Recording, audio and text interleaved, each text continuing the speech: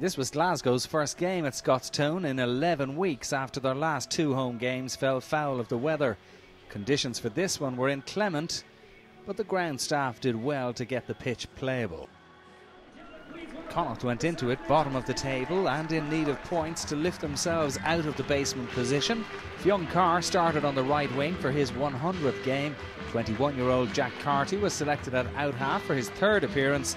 Craig Ronaldson returned from injury to partner Owen Griffin in the centre. Robbie Henshaw began at full-back. New Glasgow winger Lee Jones, who joined Warriors on loan from Edinburgh, started for the first time, having been recalled from Sevens duty in New Zealand. Rory Hughes also made his debut on the other wing.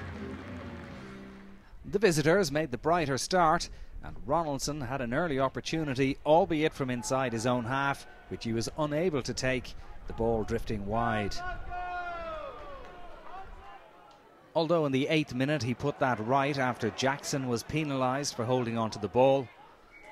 And with an easier effort from just outside the 22, Ronaldson put Connacht 3 points to 0 up. Conditions proving very difficult for both sets of players. However, midway through the first half, the home side found their groove, and Henry Pyrgos did superbly to break the Connacht defensive line and then kick ahead before Mark Bennett, who recently celebrated his 21st birthday, picked up and got over the line for what would prove to be the only try of the afternoon. Warriors 5 points to 3 ahead. 5 minutes later, Ronaldson had a great chance to put Connacht back in front, but disappointingly for him, the wind carried the ball wide and the scores remained unchanged.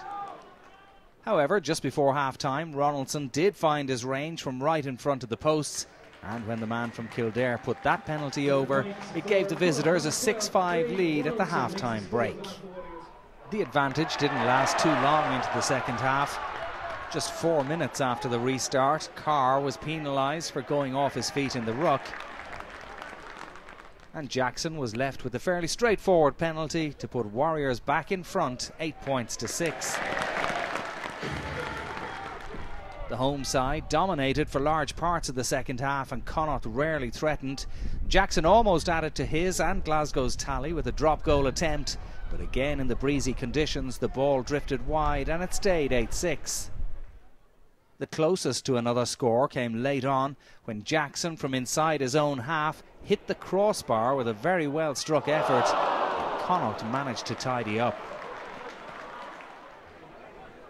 But Glasgow had done enough to win, albeit by a narrow margin. When the full-time whistle blew, the home supporters celebrated a win that leaves their side just outside the top 4, but with games in hand.